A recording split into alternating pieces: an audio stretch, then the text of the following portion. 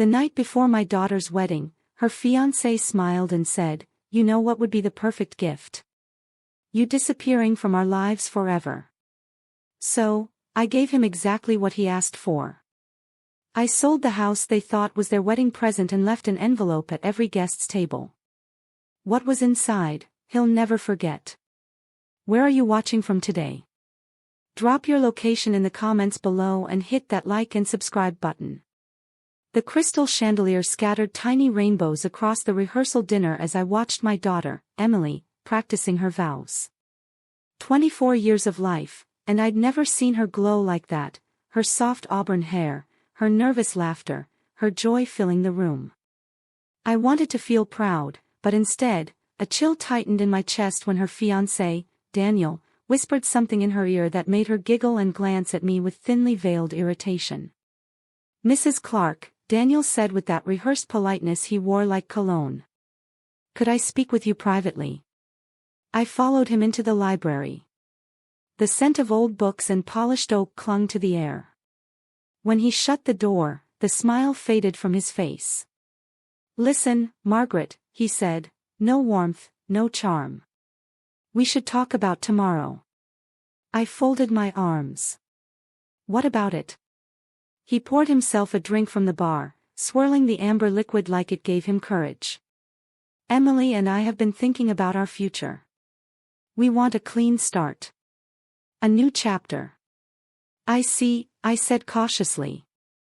He turned toward me, his tone sharpening. "We don't want you in our lives anymore." I stared at him, frozen. "I beg your pardon." He leaned against the desk, the picture of entitlement. "Emily agrees. You're too involved. Too controlling. It's time you stepped aside. Permanently." My breath caught. "Emily said that." He smirked. "It was actually her idea. She's too nice to say it out loud. But I'm not. You want to give us a wedding gift? Disappear." For a long moment, the ticking clock was the only sound. Then I said quietly, "And if I refuse?" Daniel shrugged, taking a sip of brandy. "Then Emily will have to choose. Between you and me. And I think we both know how that ends." He set down his glass and walked out, leaving me standing in the silence. I looked at my reflection in the window, a 52-year-old woman who'd buried a husband, raised a child, and built a life from ashes. And now, I'd been told to vanish. But Daniel had no idea what kind of woman he was dealing with. By 3 a.m., I was sitting at my kitchen table, staring at the deed to the lake house, the one Emily had loved since she was a girl. She'd told everyone it was her future weekend home, not realizing it was still legally mine. It had been meant as their wedding gift. Not anymore. I opened my laptop and wrote a short message to my real estate agent, "List the lake house immediately. Price it to sell fast." By dawn, offers were already coming in. Next came a few phone calls. The caterer. The florist. The planner. Each one received simple instructions. Every guest would find a small white envelope at their place setting. I'd deliver them myself. Inside each envelope was the truth. Over the past 6 months, I'd quietly gathered every document, every record, every receipt that exposed who Daniel really was. The failed business schemes. The unpaid debts.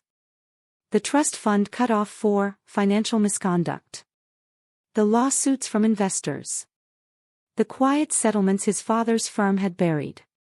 He wasn't a successful entrepreneur. He was a con man wrapped in charm. And on the day he planned to humiliate me, I would let his own lies do the talking. 65 envelopes contained copies of those reports. The 66th, Emily's, contained the listing showing that the lake house had been sold. By sunrise, I was dressed, calm, and ready. If Daniel wanted me gone, he'd get his wish, but not before every single guest learned exactly who they were celebrating. If you love real emotional stories, hit subscribe. We post one every day. In just a few hours, Daniel would get his wish. I'd disappear from their lives forever, but not quietly. The morning of my daughter's wedding broke crisp and golden, the kind of October day that looks airbrushed. I arrived at the country estate before anyone else, carrying a white box filled with 67 envelopes, each one sealed with truth sharp enough to cut through silk. Where are you watching from today? Drop your location in the comments below and hit that like and subscribe button.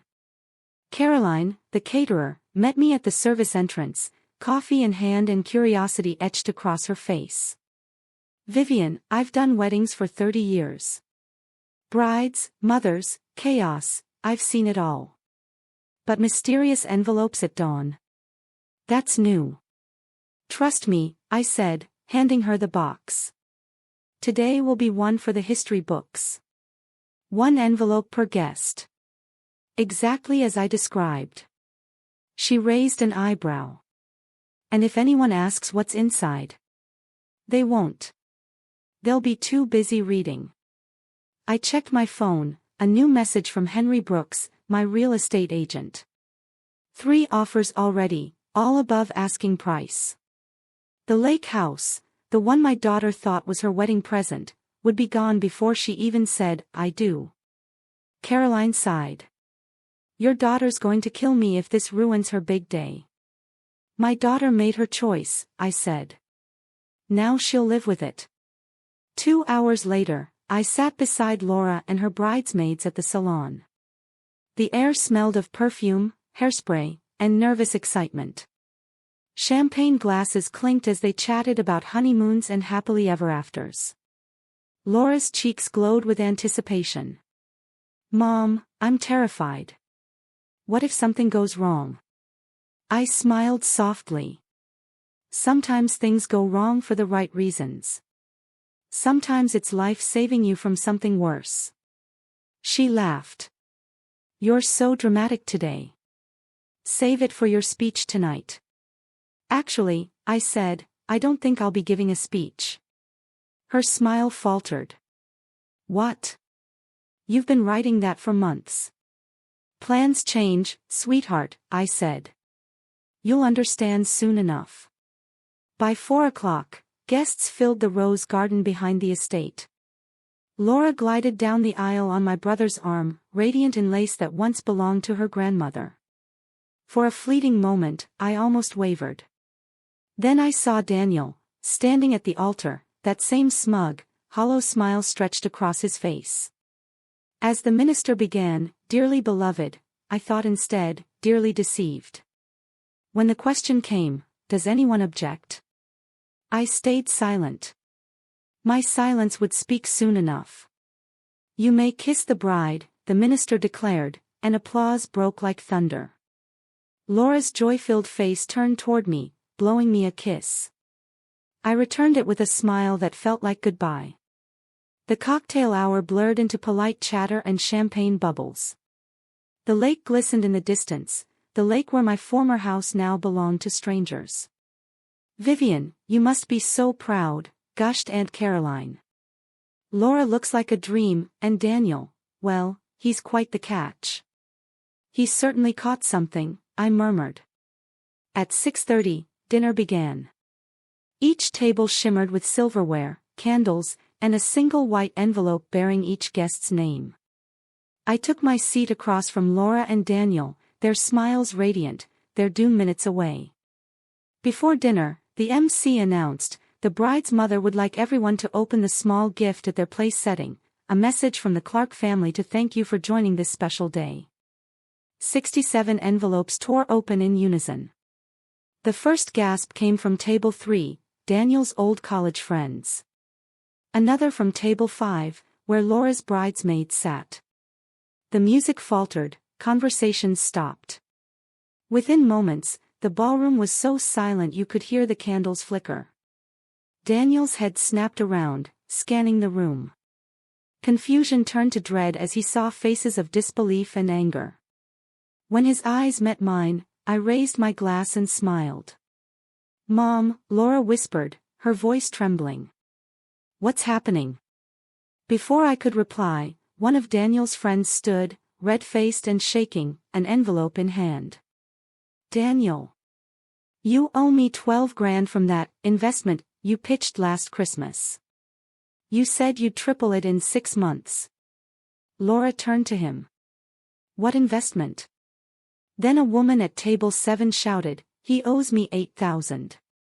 For the photography business we were supposed to start. Another voice joined in, 5,000 for a fake restaurant franchise. Then another, 6,000 for crypto equipment that never existed. The murmurs grew louder, building like a storm. Guests rose from their chairs, waving their envelopes, each one proof of Daniel's deception. Laura's face drained of color. Daniel, tell me this isn't true. This is insane. Daniel barked, his composure fracturing. He glared at me. Vivian, what did you do? I cut into my salmon calmly. I granted your wish. You wanted me gone from your lives. So I'm taking everything with me, including the lake house. Laura gasped. The lake house. What are you talking about? I reached into my clutch and slid a folded paper across the table, the real estate listing. Sold this morning. Above asking price. She stared at it, horror spreading across her face. You sold our wedding gift. It was never yours, darling. It was mine. My house. My decision.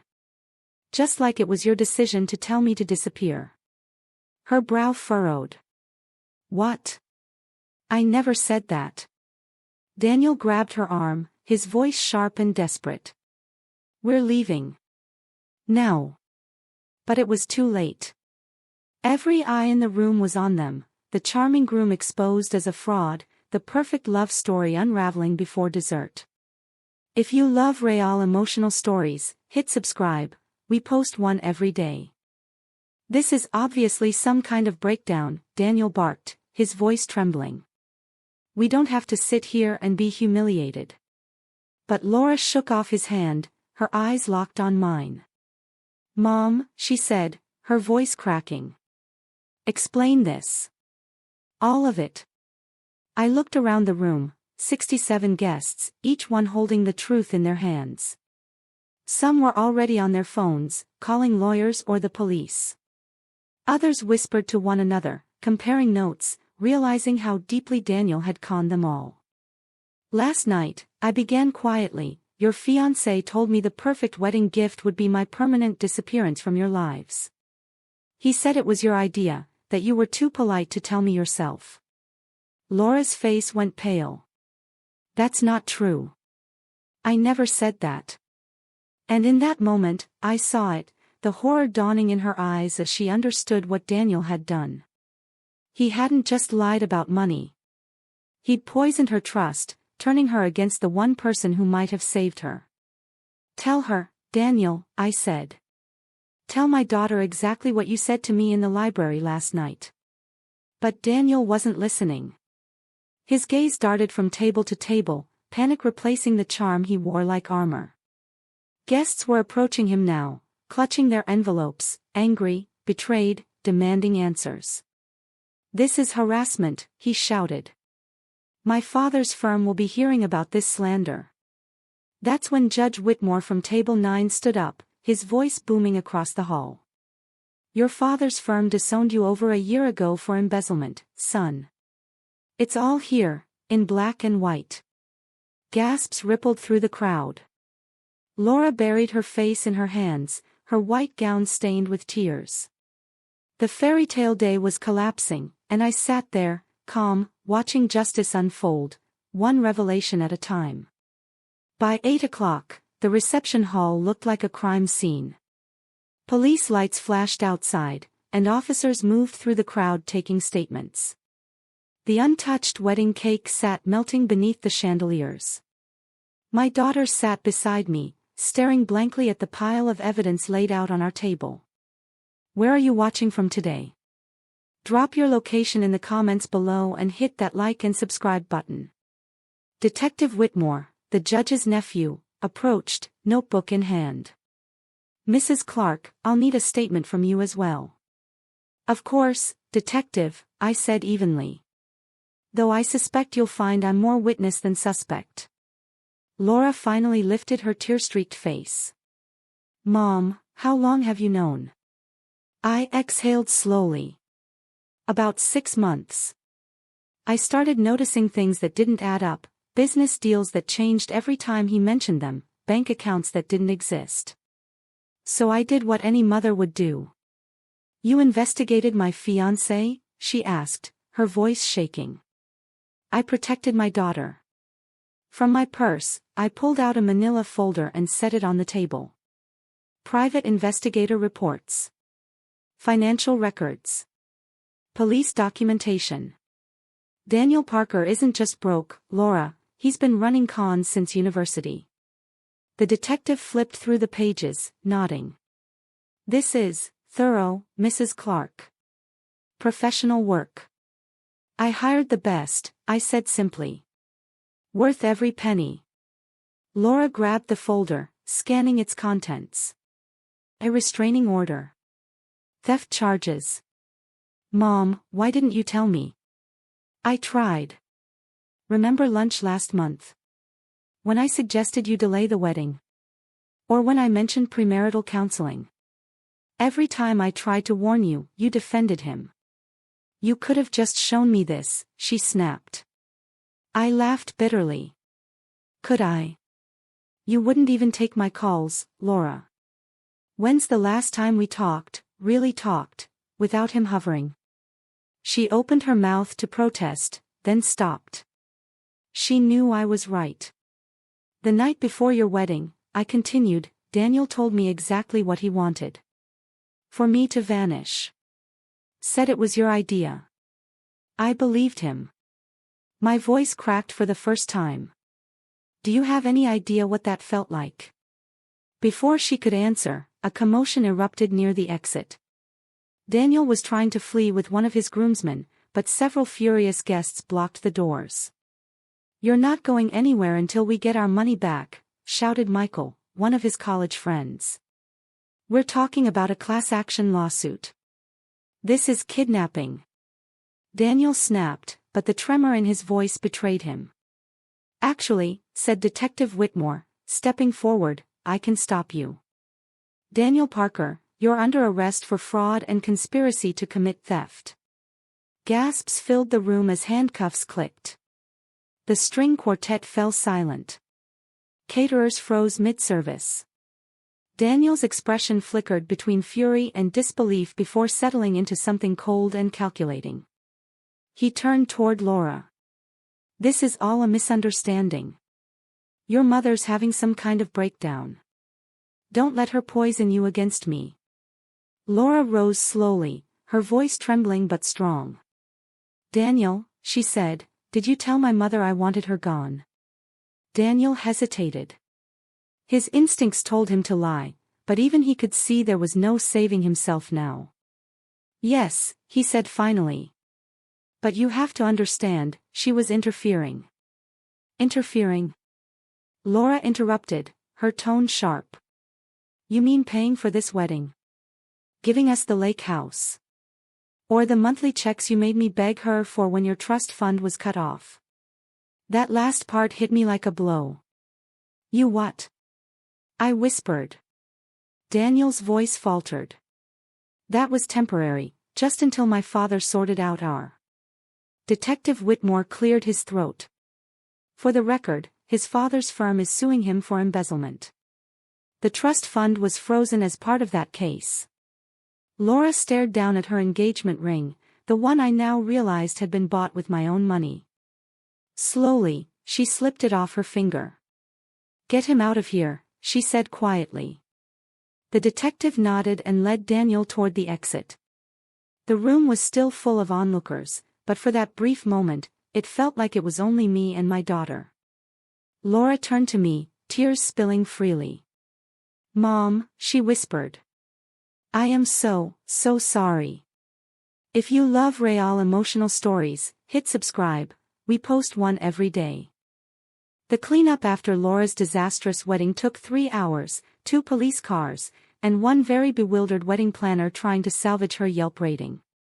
By 11 p.m., my daughter and I were the only ones left in the reception hall, still in our formal clothes, drinking wine from what had been her honeymoon champagne stash. Where are you watching from today? Drop your location in the comments below and hit that like and subscribe button. Laura twirled the stem of her glass, staring at the diamond ring lying between us.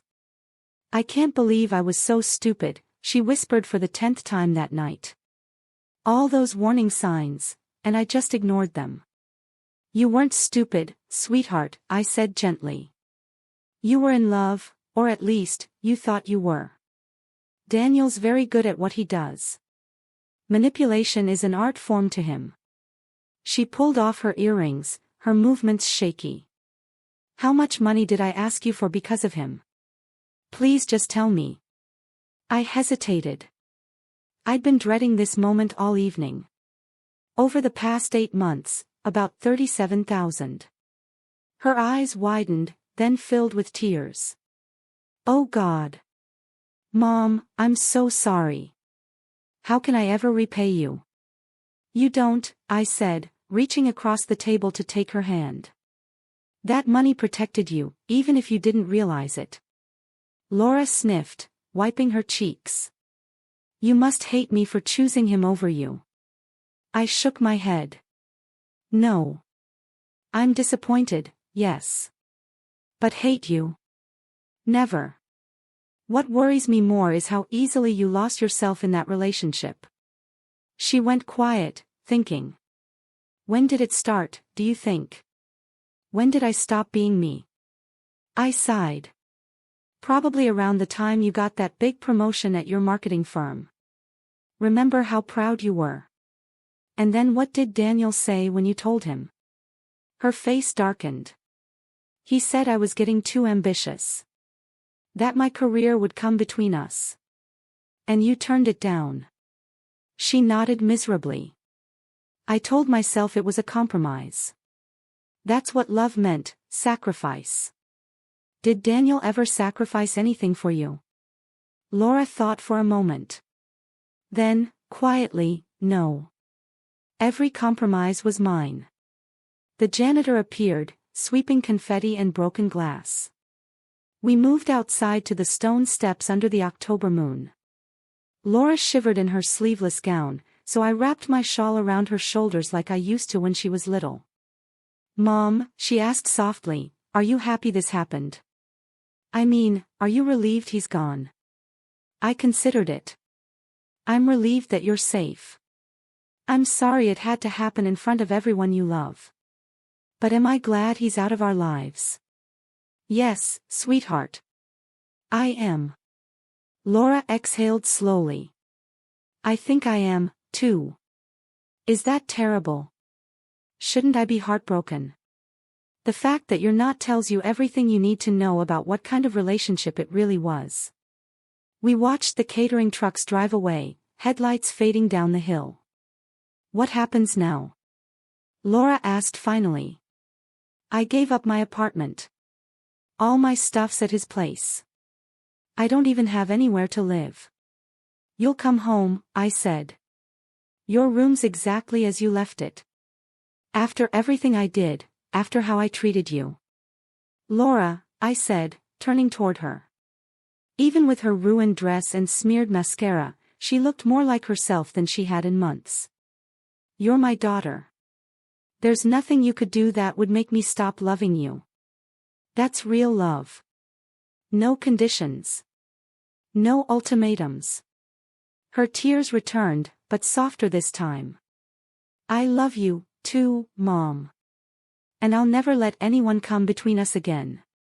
Later, as I drove us home through the quiet streets, my mind wandered to the investigator I'd hired, David Chen. He'd done exceptional work exposing Daniel's lies. But there was one detail he hadn't yet confirmed, something darker. Daniel Parker hadn't been working alone. He'd had help identifying his targets, young women from well-off families, women like Laura. Tomorrow, I'd make some phone calls. Another mother needed to know what kind of man her daughter was dating. But tonight, I was just grateful to have my own daughter back. By Sunday morning, reality set in. We spent the day canceling checks, answering calls from family, and surviving the chaos of social media gossip. Laura sat in my bathrobe, fielding messages from friends. "Cousin Beth wants to know if she should still order the china set," she said dryly. I laughed. Your father's side always did have a knack for timing. A knock sounded at the door. Through the window, I saw David Chen, looking uncharacteristically grim, a manila folder tucked under his arm. "Mrs. Clark," he said when I opened the door, "I have some new information about Daniel Parker that you'll want to see." I invited him in and poured coffee. Laura wrapped the robe tighter around herself, wary but curious. David spread several photographs across the kitchen table. "First off, congratulations on last night. I heard Daniel's been charged. Your envelope plan was brilliant." "It was necessary," I said. "But what's this?" He exhaled slowly. "We've confirmed Daniel wasn't operating solo. There's another man, someone who helped him select his targets. And according to my latest report, he's already moved on to his next one." Laura's hand flew to her mouth. I felt the familiar chill of dread settle over me. "Who is she?" I asked. David looked at me grimly. "Her name's Emily Carter. 24 years old. He met her 3 weeks ago." Laura's eyes filled with tears again, not for herself this time, but for the stranger who had no idea what kind of danger she was in. I reached for my phone. "Then we'd better make sure Emily's mother gets a call before it's too late." The photos were taken the day before the wedding. I'd been keeping tabs on Daniel's activities, and what I found chilled me to the bone. In the pictures, his friend Michael was sitting in what looked like a hotel room, talking animatedly with an older woman I didn't recognize. She was elegant, silver hair, designer handbag, the kind of grace that comes with money and experience. "Who is that?" Laura asked, leaning forward to get a closer look. "Her name's Caroline Hayes," David said. "Widowed recently. 58. Worth around $4 million in insurance and assets." My stomach dropped. He was already planning his next victim. "It gets worse," David continued, sliding another folder across the table. "Caroline has a daughter, Emily Carter, 26, schoolteacher, just ended a long-term relationship. And now," he opened his laptop, showing us a string of photos from Emily's Instagram feed, pictures of her and a new boyfriend at candlelit dinners, beach weekends, smiling selfies captioned "New Beginnings." Laura frowned. "That's not Daniel." "No," David said grimly. "That's his business partner, Henry Brooks. 30 years old. Same pattern of fraud and emotional manipulation. They work together. One seduces the daughter, the other targets the mother. They've been running this game for years." I felt the room tilt. They weren't just con men, they were predators. "They pick recently widowed or divorced women with adult daughters," David explained. "The daughter unknowingly gives them access to financial details. Meanwhile, the mother gets isolated from friends and family. Classic psychological control." Laura went pale. "That's what Daniel did to me, made me feel like it was us against you. Like you didn't understand." "It's their script," David said softly. "And now that Daniel's in custody, Henry might accelerate things with Emily. He'll know time's running out." I began pacing, my pulse racing. "Then we have to warn them." David nodded. "We do, but we can't spook him.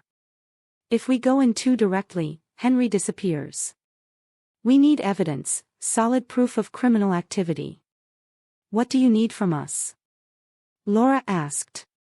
"Caroline Hayes is a member of the same country club where your reception was booked," David said, handing me a card. "If you can arrange a natural introduction, it could give us access to gather what we need." Carefully. I looked at Laura. Would you be willing to help another family avoid what we went through? Her eyes hardened. Absolutely. No one deserves that kind of nightmare. David packed up his evidence. I'll continue surveillance on Henry while you make contact with Caroline. But be cautious. If they sense we're closing in, they could lash out. After he left, Laura and I sat in silence, absorbing the gravity of it all. Daniel wasn't just a manipulative liar, he was part of an organized web of deceit. Mom, Laura whispered finally. Do you remember what Daniel said when the police were taking him away yesterday? He looked around like he was memorizing faces. What do you mean? I think he was cataloging everyone, guests, addresses, potential targets. Like he was already planning the next move. Cold dread spread through me. The envelopes I'd used to expose him at the wedding contained everyone's contact information, a roadmap of our family's social circle. I reached for my phone. We need to call Detective Whitmore. Then everyone who was there. They need to know they could be next. As the phone rang, I realized how much had changed in just 24 hours. Yesterday I was a mother trying to save her daughter from a charming fraud. Today, I was about to lead a mission to protect an entire community. But if that's what it took, I'd do it. Monday morning, I found myself sitting across from Daniel in the county jail, something I never thought I'd do again. Detective Whitmore had arranged the visit after I told him what David had uncovered about Henry Brooks. Daniel walked in wearing an orange jumpsuit instead of a tailored suit, but his smirk was intact. Vivian, he said smoothly. Didn't expect you to visit. Miss me already? I'm full of surprises, I said coldly. How's the cuisine here? He shrugged. Temporary. My lawyer says the charges won't stick. Circumstantial at best. He leaned forward. Besides, most people from your little wedding fiasco got their money back. Insurance fraud, I might have done them a favor. I kept my face blank. He didn't know that David had gathered hard evidence, audio recordings, financial trails, signed contracts. Nothing about his case was circumstantial. What about Henry Brooks? I asked. Helping with your defense. For the first time, Daniel's smirk faltered, just a flicker, but enough. I don't know who you mean, he said too quickly. Sure you do, I said. Dark hair, smooth talker, dating Emily Carter while you were charming her mother. Same playbook. Different stage. The charming mask fell away. His eyes turned cold, reptilian. You've been busy, Vivian. Careful, you're stepping into dangerous territory. I smiled faintly. From where I'm sitting, you're the one in a cage. This is temporary, he hissed. And when I get out, I'll remember who interfered with my business. Is that a threat? I asked lightly. Because I should warn you, I'm wearing a wire. Detective Whitmore is listening. He stiffened, scanning the room. Relax, I said. I'm not here to trap you. I'm here to make you an offer. His suspicion returned. What kind of offer? I slid a manila folder across the table, one that looked eerily like the ones I'd handed out the day everything fell apart. Everything you need to destroy Henry Brooks. His real name, his fake companies, every con he's run. You help us shut him down, and maybe, just maybe, you walk out of this with a lighter sentence. Daniel didn't touch the folder, but his gaze locked on it. And in return, I want you gone, I said quietly. No more scams. No more broken families. Take the plea deal, serve your time, and disappear. For good. And if I don't? I opened the folder, revealing page after page of evidence, stretching back 7 years. Names. Dates. Unsolved cons victims who never pressed charges. He went very still. Your choice, I said softly. Either you help stop Henry, or this file becomes public record. And when it does, even your lawyer won't save you. Daniel's smirk was gone. For the first time, I saw something new in his eyes, fear. Then every bit of this information goes straight to every law enforcement agency in the country, I said evenly, my hand resting on the folder between us. Your photograph, your criminal history, every scam you've ever pulled. You'll never run another con again, Daniel. Every potential victim will know your name before you even shake their hand. Daniel's smirk faltered as he flipped through the pages. Where did you get all this? I told you, I'm full of surprises. Professional investigators can find remarkable things when they have the right motivation. I leaned forward, closing the folder with a soft thud. So what's it going to be, Daniel? Cooperation and a chance to start over, or a lifetime of hiding from people who already know exactly who you are? For the first time since I'd met him, Daniel Parker looked truly defeated. The arrogance that once defined him was gone, replaced by a hollow sort of fear. What happens to Henry if I give you what you want? He asked quietly. That's not your concern anymore. Your concern is whether you want to spend the next 20 years bouncing in and out of prison, or accept what you've done and finally grow up. He sat there, motionless, the wheels turning behind his eyes. When he finally looked up, there was something like respect in his gaze. You're not what I expected, Vivian. Most people would have just walked away after what happened at the wedding. Most people don't have daughters they'd die for, I said. And most people haven't spent 50 years learning that the only way to deal with bullies is to hit back harder than they ever see coming. He nodded slowly. All right. I'll tell you everything about Henry's operation. But I want one thing in return. What? I want to talk to Laura. Just once. 5 minutes. I want to tell her I'm sorry, and that none of this was her fault. I studied his face. For once, the practiced charm was gone. He looked like a man who'd run out of tricks. I'll ask her, I said finally. But she decides, not me. If she says no, that's the end of it. Agreed. I gathered my things and stood. Detective Whitmore will contact you about your statement. And Daniel, if this is another stunt to buy time, I promise you, I'll make sure you never hurt another family again. As I turned to leave, his voice followed me. Vivian, for what it's worth, Laura's lucky to have you as her mother. I didn't answer. But as I walked out, a quiet thought took hold. If Daniel Parker was truly capable of change, maybe there was hope left for anyone. The real question was whether Henry Brooks would be as easy to stop, or far more dangerous.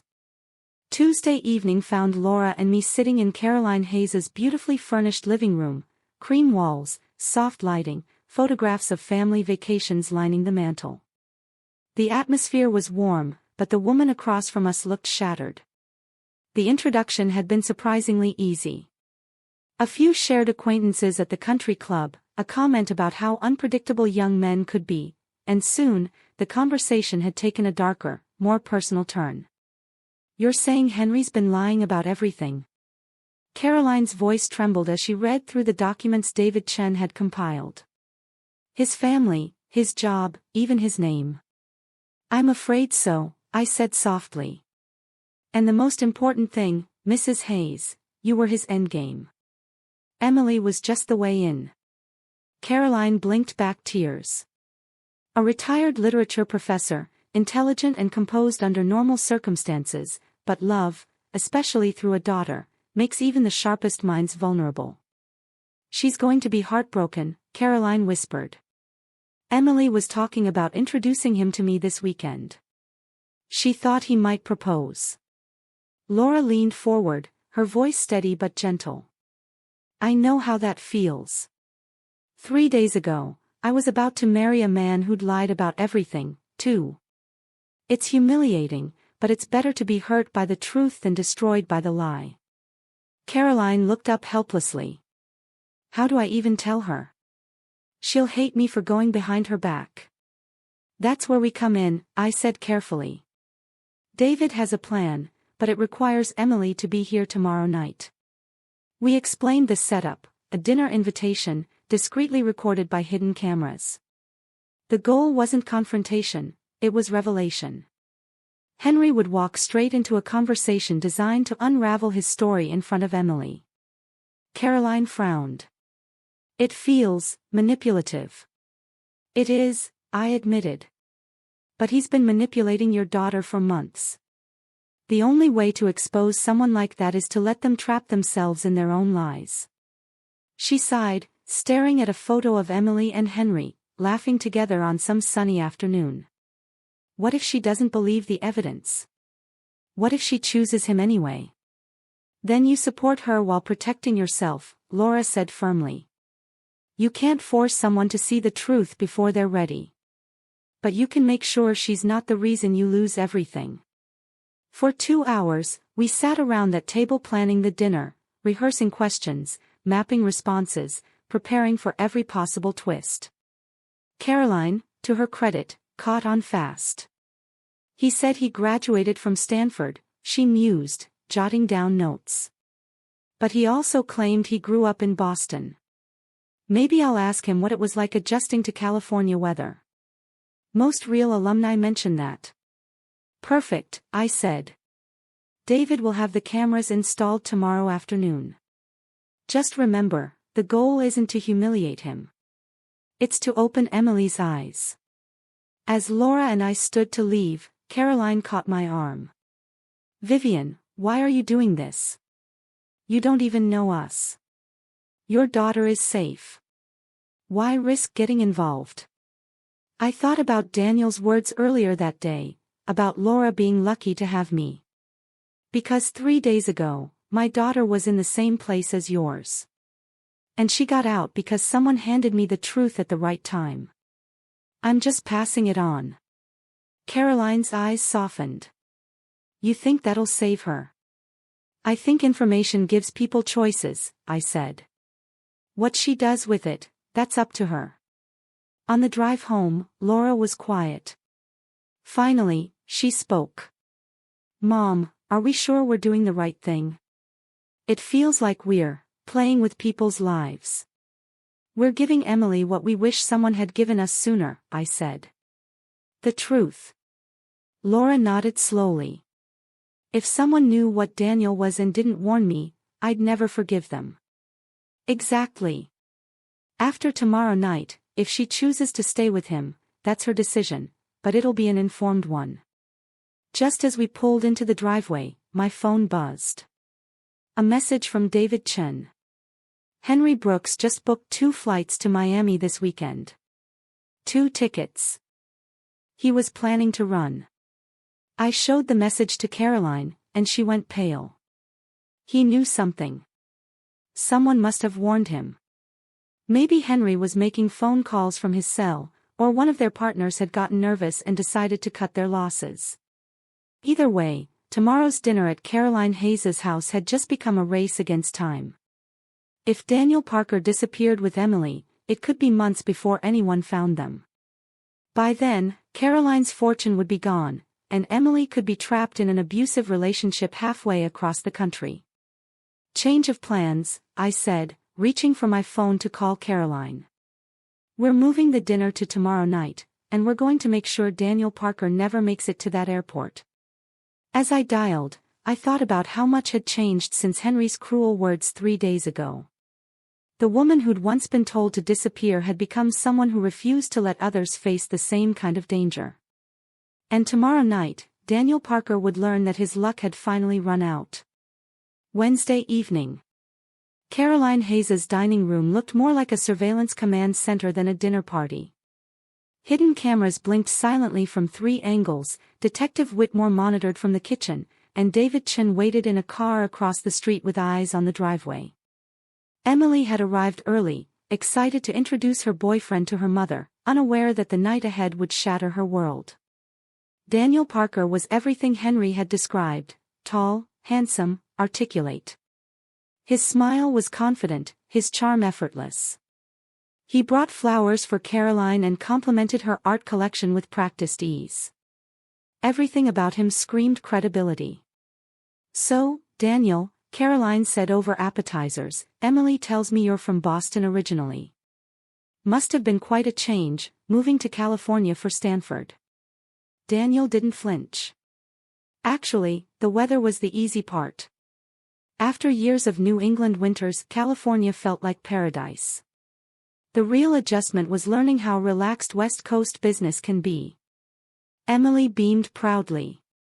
Caroline and I exchanged a glance. He'd cleared the first test, too easily. "What was your major?" I asked lightly. "My husband always said Stanford's business program was one of the best." "Finance," Daniel replied smoothly. "International markets. My thesis was on emerging economies in Southeast Asia." Strike two. David's research had already confirmed the real Daniel Parker had never attended Stanford. Yet he lied as naturally as breathing. "How interesting," Caroline said, keeping her tone pleasant. "My brother's the head of economics there. Professor William Hayes. You might have taken one of his classes."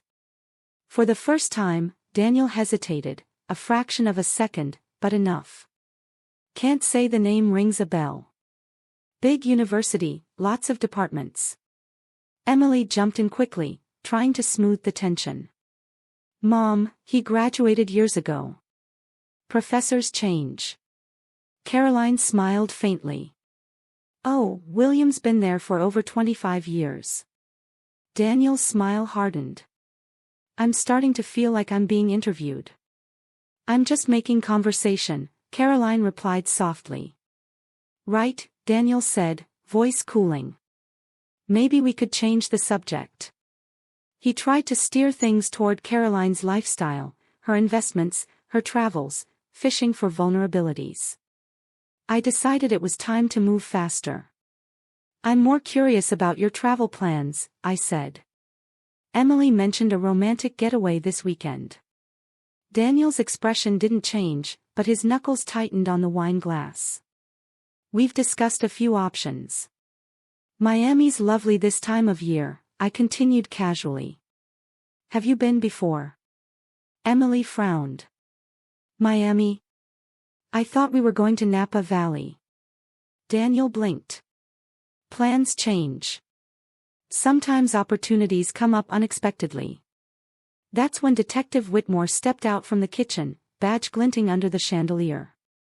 "Mr. Parker," he said evenly, "I'd like a word." Daniel shot to his feet. "Who are you?" "Detective Whitmore, County Police. You might know my colleague from Florida, Detective Raines. He's been looking for you in connection with a series of financial crimes involving elderly investors." Emily gasped. "What? Daniel, what is he talking about? This is insane." Daniel snapped. "Entrapment. I haven't done anything wrong."